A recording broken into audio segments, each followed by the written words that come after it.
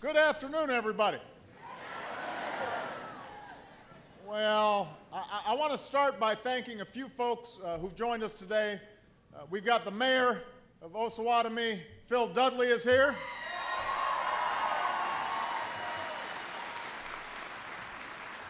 We have your superintendent, Gary French, in the house. And we have the principal of Osawatomie High, Doug Chisholm. Yay.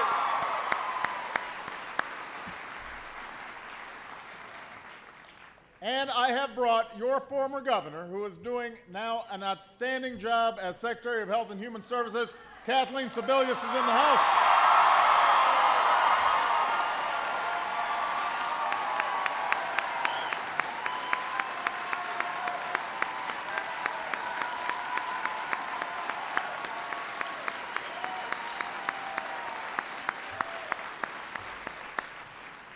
We love Kathleen. Well, it is great to be back in the state of Texas. State of Kansas. I was giving Bill Self a hard time. He was here a while back. As many of you know, I have roots here.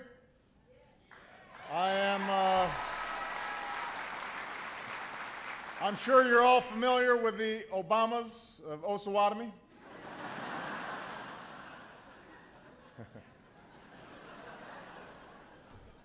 Actually, I like to say that I got my name from my father, but I got my accent and my values from my mother.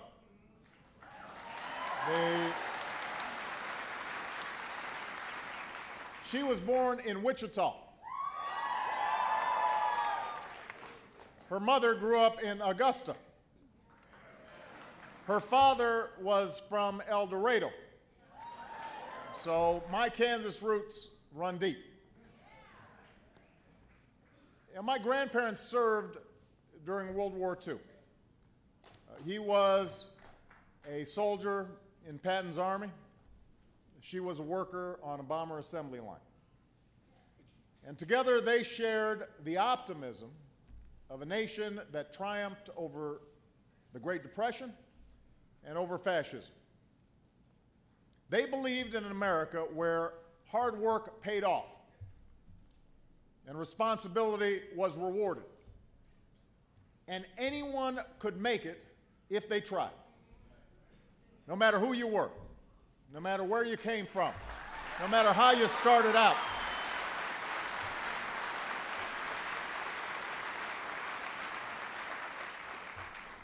And these values gave rise to the largest middle class and the strongest economy that the world has ever known.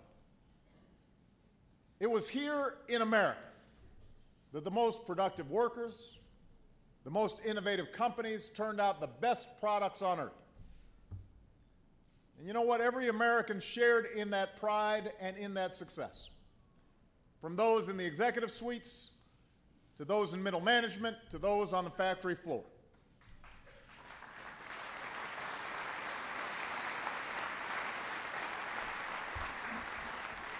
So you could have some confidence that if you gave it your all, you'd take enough home to raise your family and send your kids to school and have your health care covered, put a little away for retirement.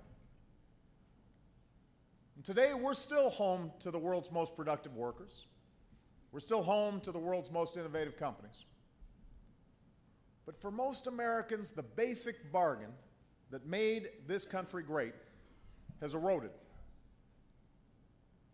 Long before the recession hit, hard work stopped paying off for too many people. Fewer and fewer of the folks who contributed to the success of our economy actually benefited from that success. Those at the very top grew wealthier from their incomes and their investments, wealthier than ever before.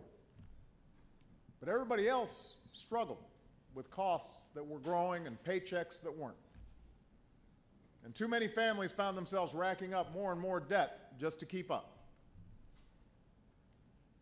Now, for many years, credit cards and home equity loans papered over this harsh reality. But in 2008, the house of cards collapsed.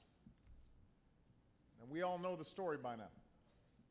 Mortgages sold to people who couldn't afford them, or even sometimes understand them. Banks and investors allowed to keep packaging the risk and selling it off. Huge bets and huge bonuses made with other people's money on the line. Regulators who were supposed to warn us about the dangers of all this, but looked the other way, or didn't have the authority to look at all. It was wrong. It combined the breathtaking greed of a few with irresponsibility all across the system. And it plunged our economy and the world into a crisis from which we're still fighting to recover. It claimed the jobs and the homes and the basic security of millions of people, innocent, hardworking Americans who had met their responsibilities, but were still left holding the bag.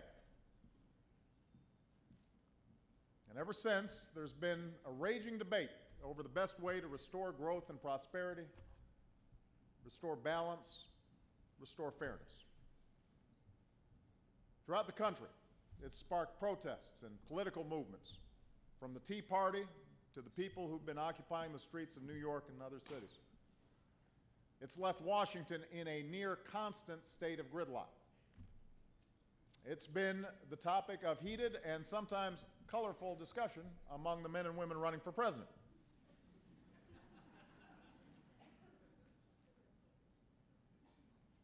But Osawatomie, this is not just another political debate.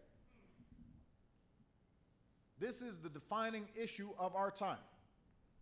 This is a make or break moment for the middle class and for all those who are fighting to get into the middle class. Because what's at stake is whether this will be a country where working people can earn enough to raise a family, build a modest savings, own a home, secure their retirement. Now, in the midst of this debate, there are some who seem to be suffering from a kind of collective amnesia. After all that's happened, after the worst economic crisis, the worst financial crisis since the Great Depression, they want to return to the same practices that got us into this mess. In fact, they want to go back to the same policies that stacked the deck against middle-class Americans for way too many years. And their philosophy is simple. We are better off when everybody's left to fend for themselves and play by their own rules. I am here to say they are wrong.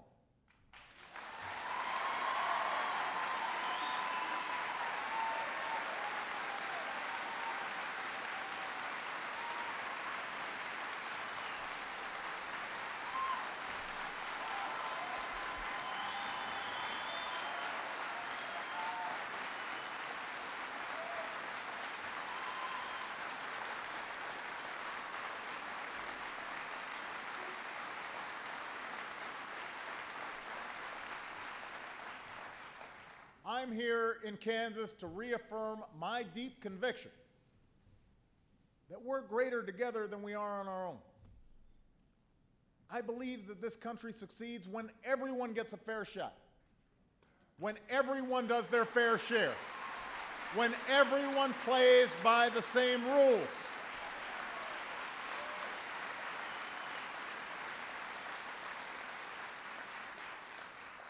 These aren't democratic values or Republican values. These aren't 1% values or 99% values. They're American values, and we have to reclaim them.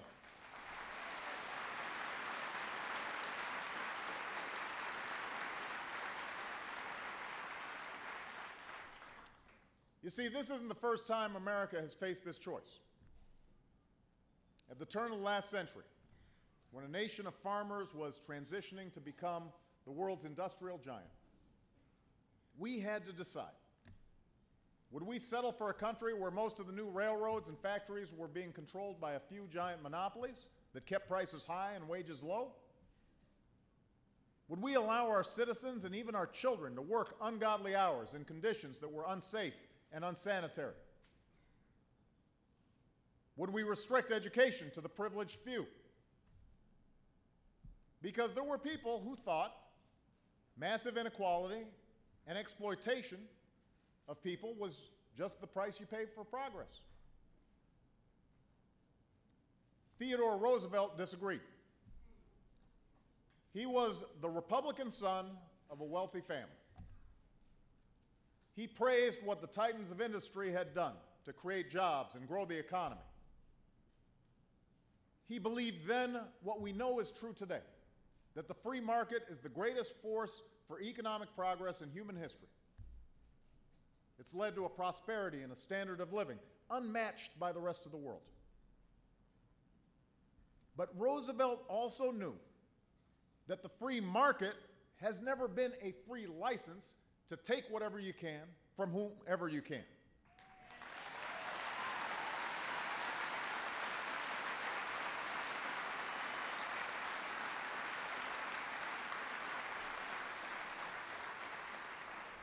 He understood that the free market only works when there are rules of the road that ensure competition is fair and open and honest.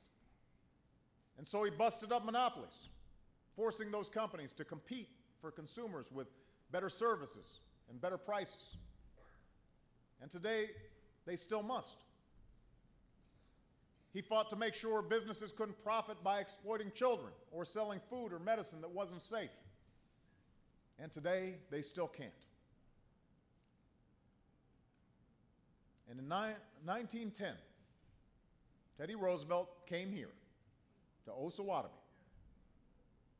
and he laid out his vision for what he called a new nationalism.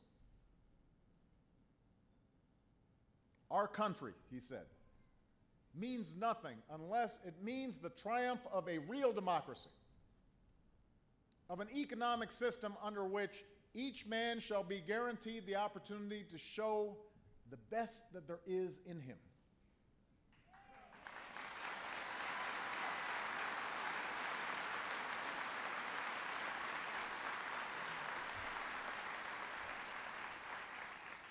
Now, for this, Roosevelt was called a radical. He was called a socialist. Even a communist. But today, we are a richer nation and a stronger democracy because of what he fought for in his last campaign. An 8-hour workday and a minimum wage for women. Insurance for the unemployed and for the elderly and those with disabilities. Political reform and a progressive income tax.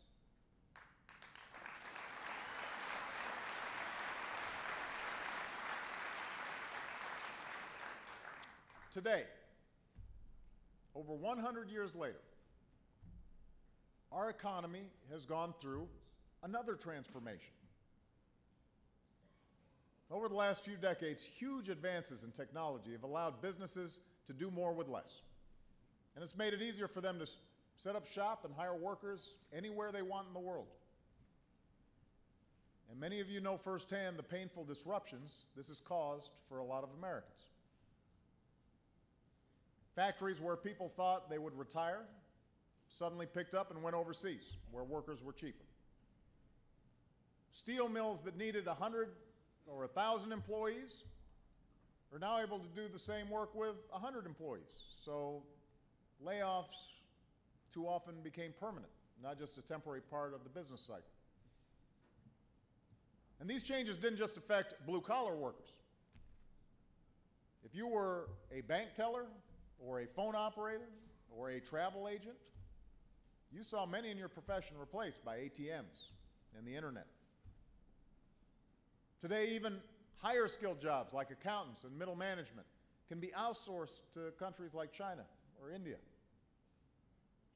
And if you're somebody whose job can be done cheaper by a computer or someone in another country, you don't have a lot of leverage with your employer when it comes to asking for better wages or better benefits, especially since fewer Americans today are part of a union. Now, just as there was in Teddy Roosevelt's time, there's a certain crowd in Washington who for the last few decades have said, let's respond to this economic challenge with the same old tune. The market will take care of everything, they tell us. If we just cut more regulations and cut more taxes, especially for the wealthy, our economy will grow stronger. Sure, they say there will be winners and losers, but if the winners do really well, then jobs and prosperity will eventually trickle down to everybody else. And they argue, even if prosperity doesn't trickle down, well, that's the price of liberty. Now, it's a simple theory, and we have to admit, it's one that speaks to our rugged individualism and our healthy skepticism of too much government. That's in America's DNA. And that theory fits well on a bumper sticker. But here's the problem. It doesn't work. It has never worked.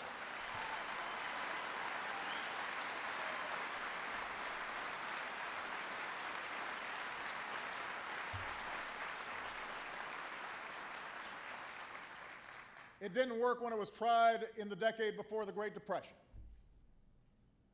It's not what led to the incredible post-war booms of the 50s and 60s. And it didn't work when we tried it during the last decade.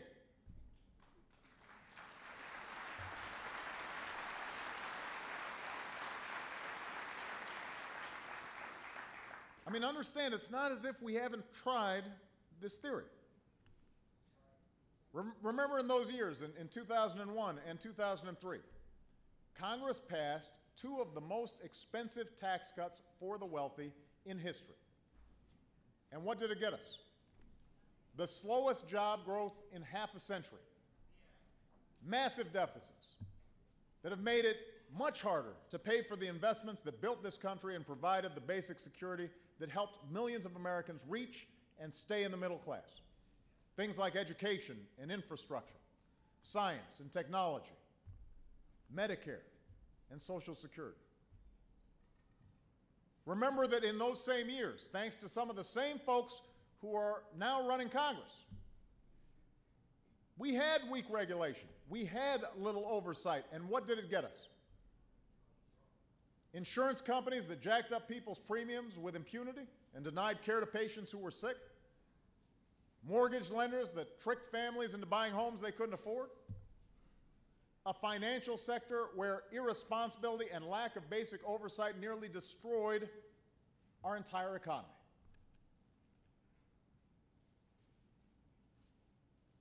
We simply cannot return to this brand of you're-on-your-own economics if we're serious about rebuilding the middle class in this country.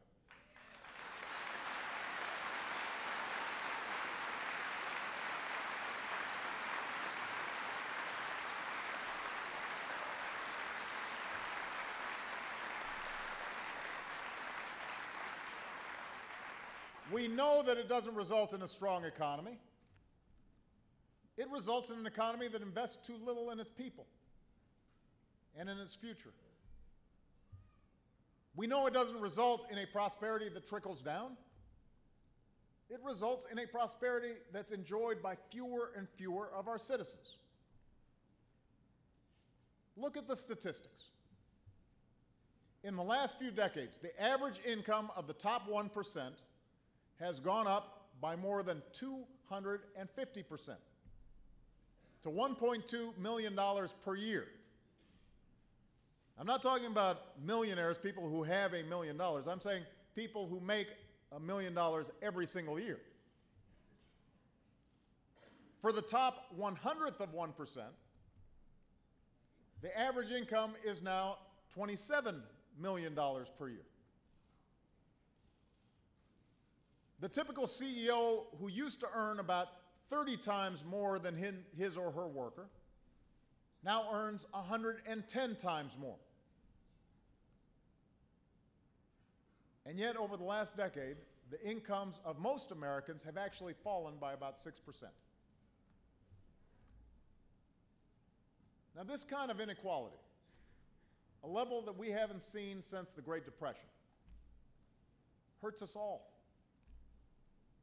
When middle-class families can no longer afford to buy the goods and services that businesses are selling, when people are slipping out of the middle class, it drags down the entire economy, from top to bottom.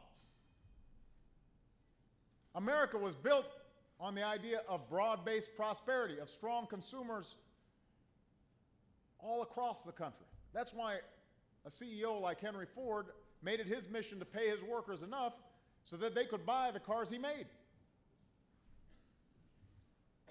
It's also why a recent study showed that countries with less inequality tend to have stronger and steadier economic growth over the long run.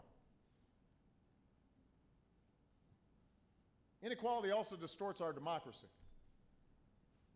It gives an outsized voice to the few who can afford high-priced lobbyists and unlimited campaign contributions. And it runs the risk of selling out our democracy to the highest bidder.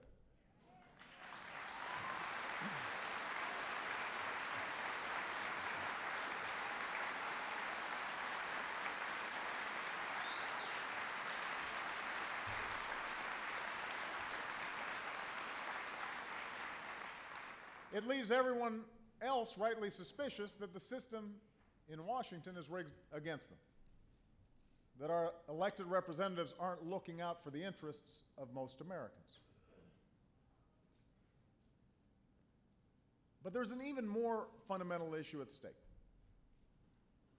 This kind of gaping inequality gives lie to the promise that's at the very heart of America, that this is a place where you can make it if you try. We tell people, we tell our kids that in this country, even if you're born with nothing, work hard and you can get into the middle class. We tell them that your children will have a chance to do even better than you do. That's why immigrants from around the world historically have flocked to our shores. And yet, over the last few decades, the rungs on the ladder of opportunity have grown farther and farther apart. And the middle class has shrunk.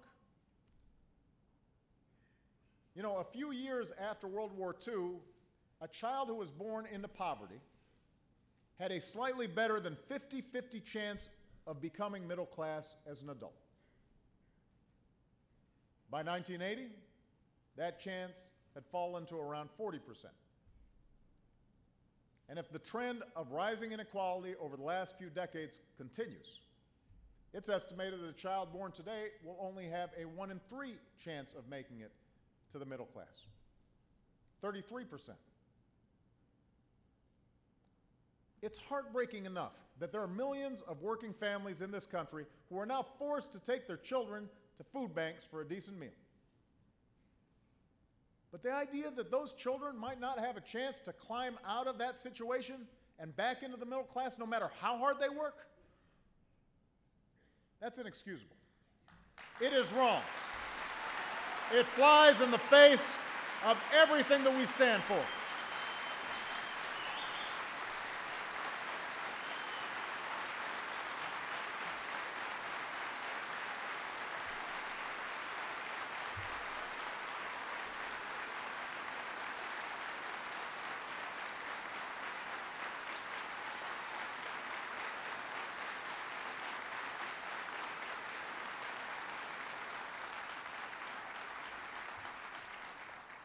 Now, fortunately, that's not a future that we have to accept.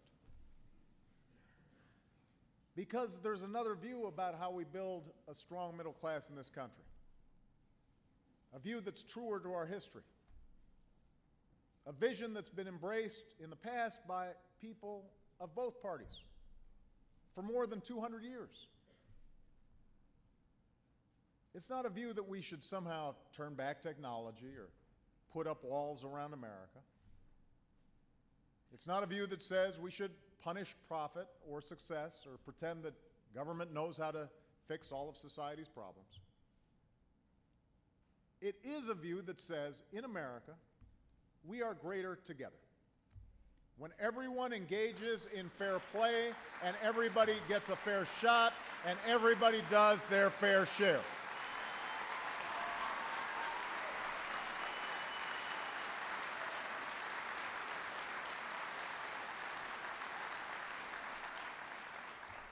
So what does that mean for restoring middle-class security in today's economy?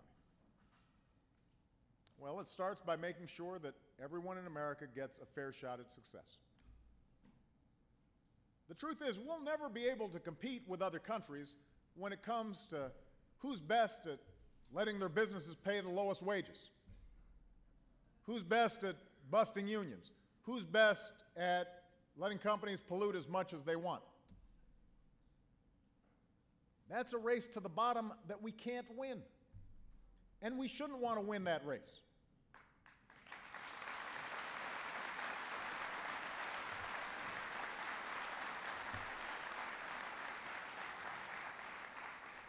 Those countries don't have a strong middle class. They don't have our standard of living. The race we want to win, the race we can win, is a race to the top. The race for good jobs that pay well and offer middle-class security. Businesses will create those jobs in countries with the highest skilled, highest educated workers, the most advanced transportation and communication, the strongest commitment to research and technology. The world is shifting to an innovation economy, and nobody does innovation better than America. Nobody does it better.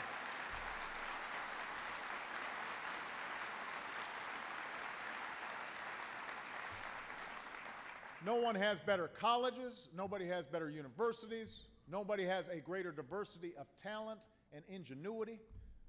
No one's workers or entrepreneurs are more driven or more daring. The things that have always been our strengths match up perfectly with the demands of the moment. But we need to meet the moment. We've got to up our game. We need to remember that we can only do that together. It starts by making education a national mission. A national mission.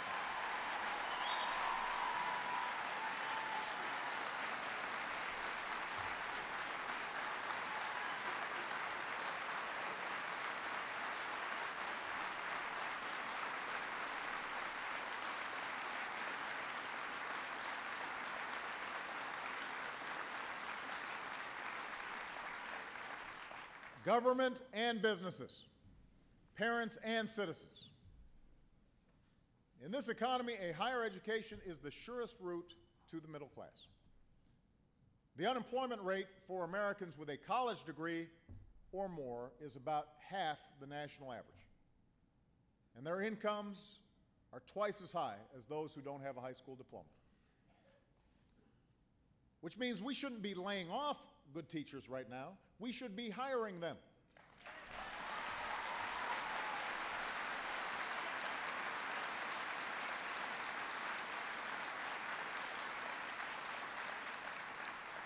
We shouldn't be expecting less of our schools. We should be demanding more.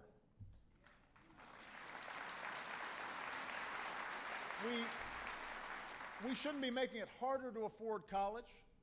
We should be a country where everyone has a chance to go and doesn't rack up $100,000 of debt just because they went.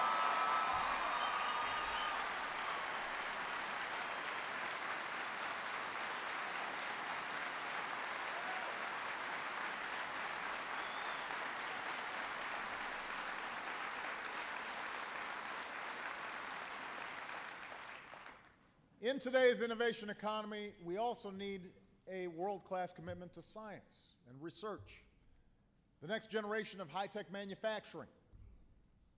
Our factories and our workers shouldn't be idle.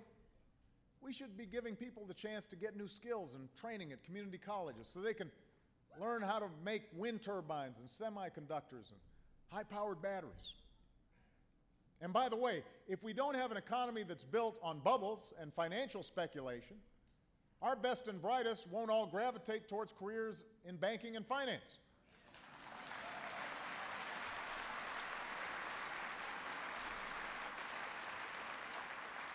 Because if we want an economy that's built to last, we need more of those young people in science and engineering. This country should not be known for bad debt and phony profits. We should be known for creating and selling products all around the world that are stamped with three proud words, made in America.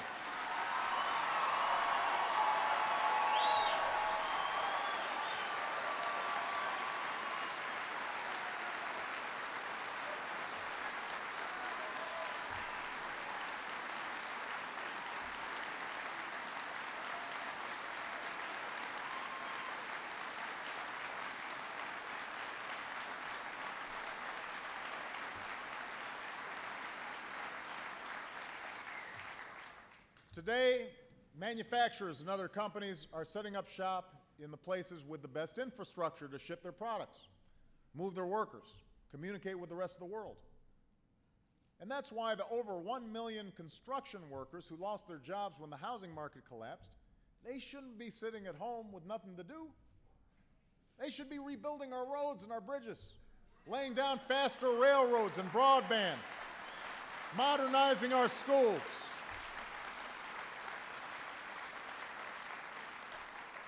All the things other countries are already doing to attract good jobs and businesses to their shores.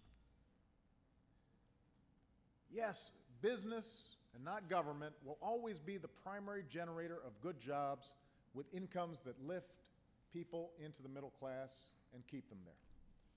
But as a nation, we've always come together through our government to help create the conditions where both workers and businesses can succeed.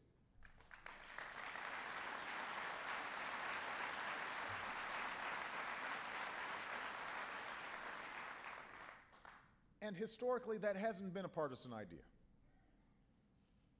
Franklin Roosevelt worked with Democrats and Republicans to give veterans of World War II, including my grandfather, Stanley Dunham, the chance to go to college on the GI Bill. It was a Republican president, Dwight Eisenhower, proud son of Kansas, who started the interstate highway system and doubled down on science and research to stay ahead of the Soviets. Of course, those productive investments cost money. They're not free. And so we've also paid for these investments by asking everybody to do their fair share. Look, if we had unlimited resources, no one would ever have to pay any taxes, and we would never have to cut any spending. But we don't have unlimited resources, and so we have to set priorities. If we want a strong middle class, then our tax code must reflect our values. We have to make choices. Today, that choice is very clear. To reduce our deficit, I've already signed nearly $1 trillion of spending cuts into law, and I've proposed trillions more, including reforms that would lower the cost of Medicare and Medicaid.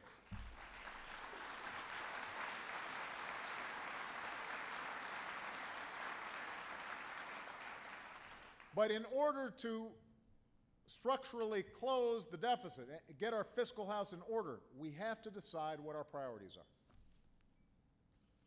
Now, most immediately, short term, we need to extend a payroll tax cut that's set to expire at the end of this month. If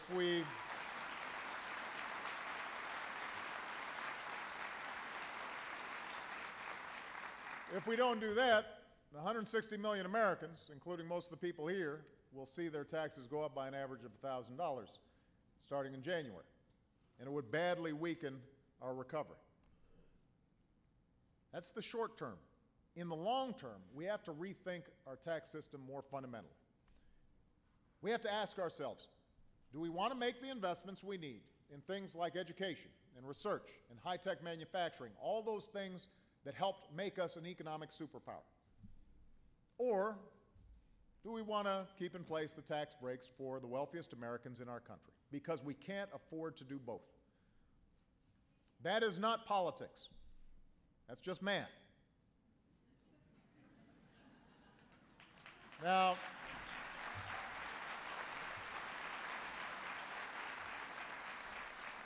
so far, most of my Republican friends in Washington have refused, under any circumstance, to ask the wealthiest Americans to go to the same tax rate they were paying when Bill Clinton was president. So let's just do a trip down memory lane here. Keep in mind, when President Clinton first proposed these tax increases, folks in Congress predicted they would kill jobs and lead to another recession. Instead, our economy created nearly 23 million jobs, and we eliminated the deficit.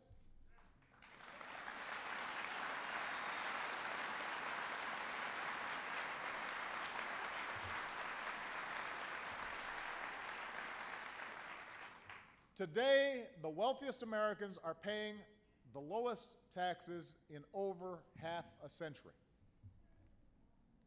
This isn't like in the early 50s when the top tax rate was over 90%. This isn't even like the early 80s when the top tax rate was about 70%. Under President Clinton, the top rate was only about 39%. Today, thanks to loopholes and shelters, a quarter of all millionaires now pay lower tax rates than millions of you, millions of middle-class families. Some billionaires have a tax rate as low as 1%. 1%. That is the height of unfairness. It is wrong.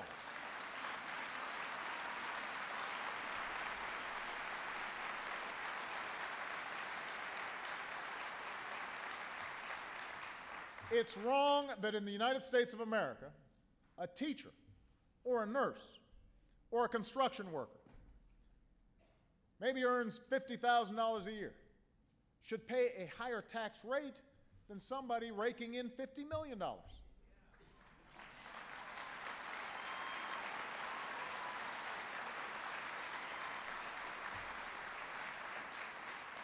It's wrong for Warren Buffett's secretary to pay a higher tax rate than Warren Buffett.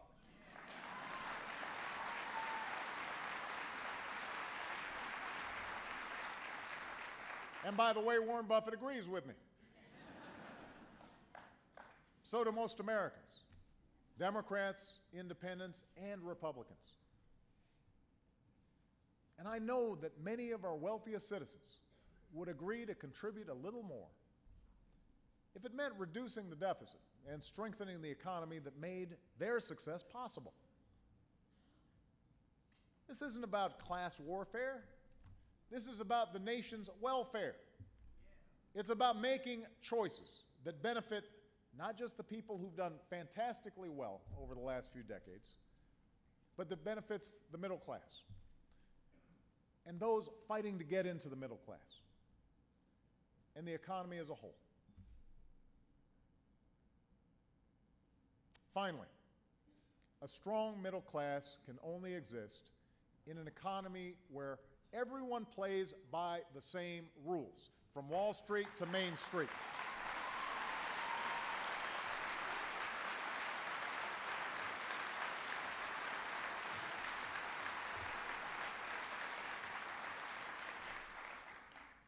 As infuriating as it was for all of us, we rescued our major banks from collapse, not only because a full-blown financial meltdown would have sent us into a second depression, but because we need a strong, healthy financial sector in this country.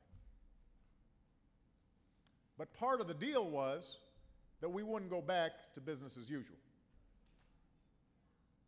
And that's why last year we put in place new rules of the road that refocus the financial sector on what should be their core purpose: getting capital to the entrepreneurs with the best ideas and financing millions of families who want to buy a home or send their kids to college. And we're not all the way there yet, and the banks are fighting us every inch of the way. But already, some of these reforms are being implemented. If you're a big bank or a risky financial institution, you now have to write out a living will that details exactly how you'll pay the bills if you fail, so that taxpayers are never again on the hook for Wall Street's mistakes.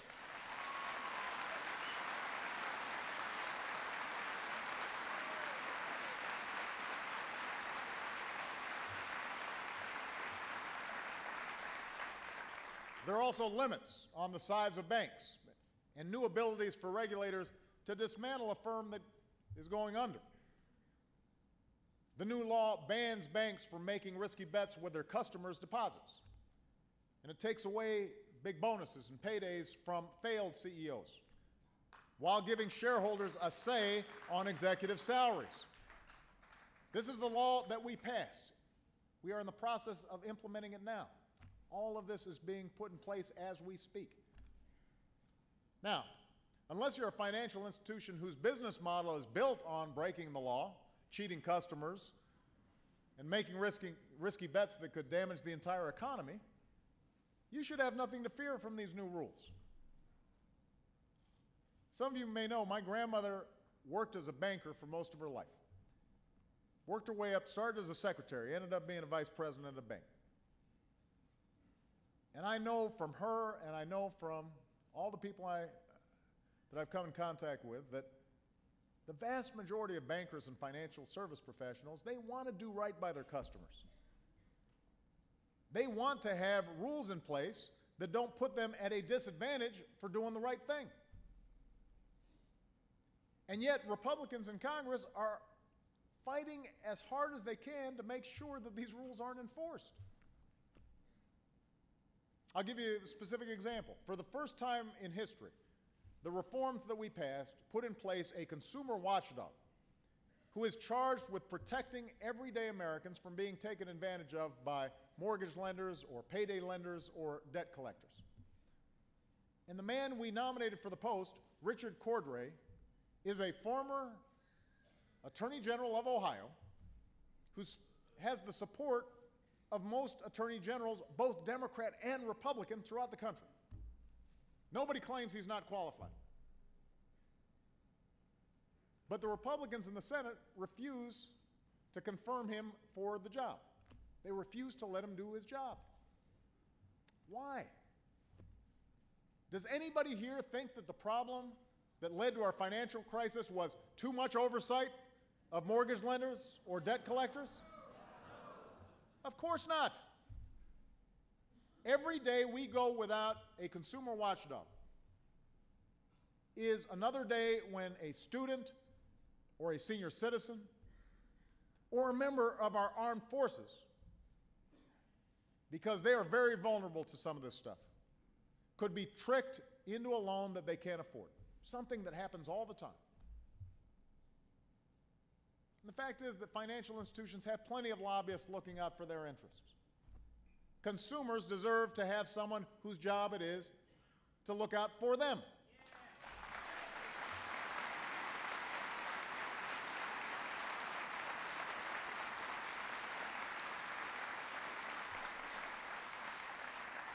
And I intend to make sure they do.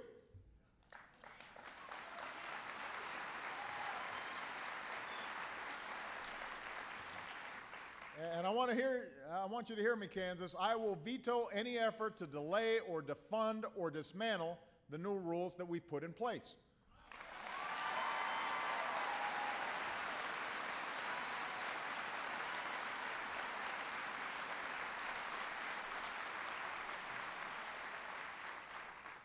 We shouldn't be weakening oversight and accountability. We should be strengthening oversight and accountability. I'll give you another example. Too often we've seen Wall Street firms violating major anti-fraud laws because the penalties are too weak and there's no price for being a repeat offender. No more. I'll be calling for legislation that makes those penalties count so that firms don't see punishment for breaking the law as just the price of doing business.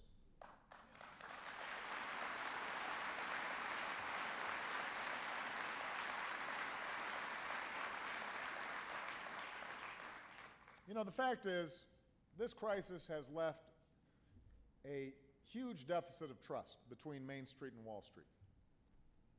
And major banks that were rescued by the taxpayers have an obligation to go the extra mile in helping to close that deficit of trust. You know, at minimum, they should be remedying past mortgage abuses that led to the financial crisis. They should be working to keep responsible homeowners in their home. We're going to keep pushing them to provide more time for unemployed homeowners to look for work without having to worry about immediately losing their house. The big banks should increase access to refinancing opportunities to borrowers who haven't yet benefited from historically low interest rates.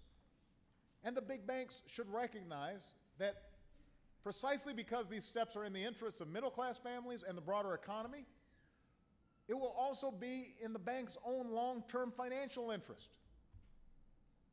What will be good for consumers over the long term will be good for the banks.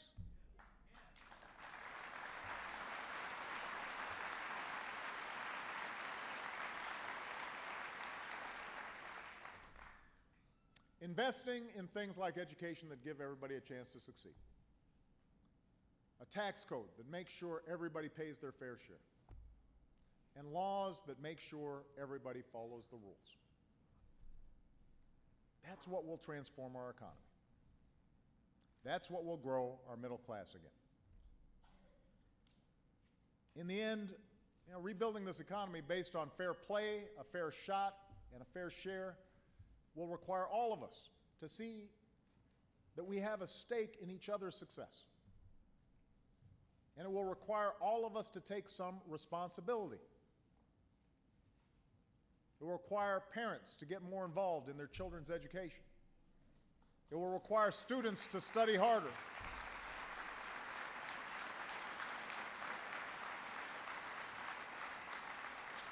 It will require some workers to start studying all over again. It will require greater responsibility from homeowners, not to take out mortgages they can't afford. They need to remember that if something seems too good to be true, it probably is. It will require those of us in public service to make government more efficient and more effective, more consumer-friendly, more responsive to people's needs. That's why we're cutting programs that we don't need to pay for those we do.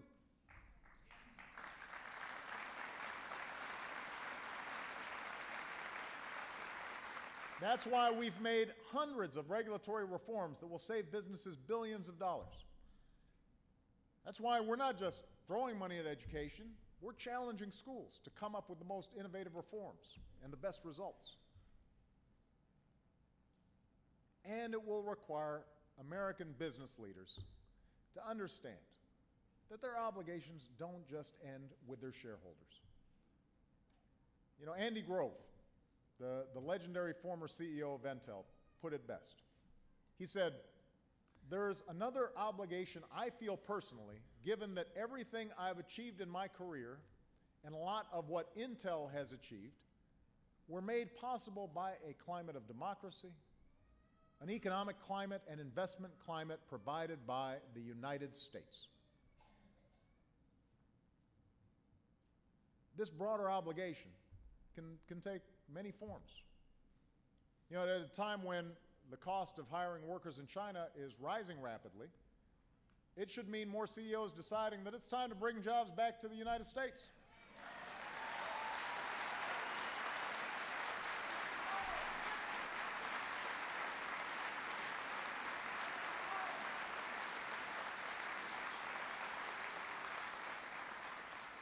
Not just because it's good for business, but because it's good for the country that made their business and their personal success possible.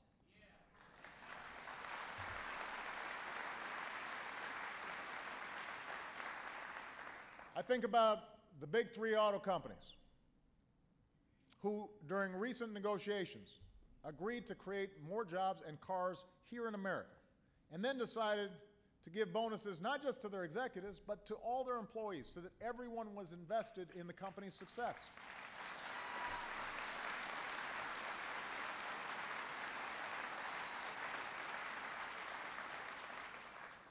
I think about a company based in War Road, Minnesota. It's called Marvin Windows and Doors. During the recession, Marvin's competitors closed dozens of plants, let hundreds of workers go. But Marvin did not lay off a single one of their 4,000 or so employees. Not one. In fact, they've only laid off workers once in over 100 years. Mr. Marvin's grandfather even kept his 8 employees during the Great Depression. Now, at Marvin's, when times get tough, the workers agree to give up some perks and some pay, and so do the owners. As one owner said, you can't grow if you're cutting your lifeblood. And that's the skills and experience your workforce delivers.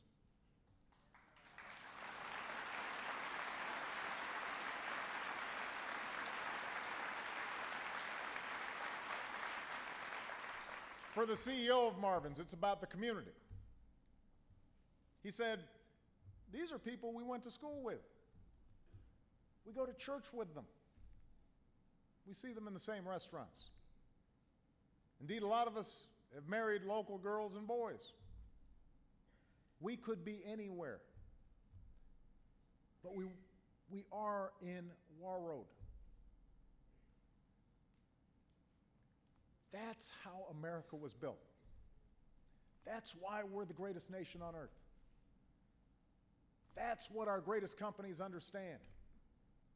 Our success has never just been about survival of the fittest. It's about building a nation where we're all better off. We pull together, we pitch in, we do our part. We believe that hard work will pay off, that responsibility will be rewarded, and that our children will inherit a nation where those values live on.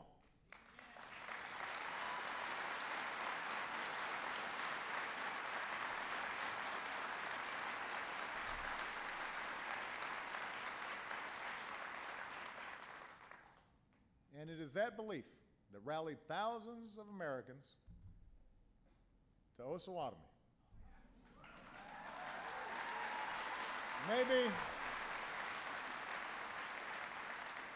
Maybe even some of your ancestors on a rain-soaked day more than a century ago. By train, by wagon, on buggy, bicycle, on foot. They came to hear the vision of a man who loved this country and was determined to perfect it. We are all Americans, Teddy Roosevelt told them that day. Our common interests are as broad as the continent. In the final years of his life, Roosevelt took that same message all across this country, from tiny Osawatomie to the heart of New York City, believing that no matter where he went, no matter who he was talking to, everybody would benefit from a country in which everyone gets a fair chance.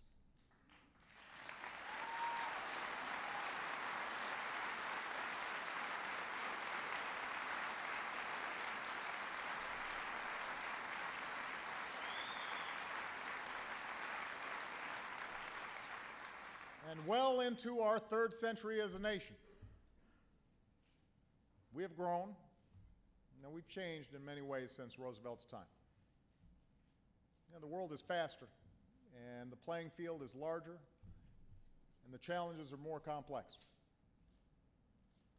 But what hasn't changed, what can never change, are the values that got us this far. We still have a stake in each other's success.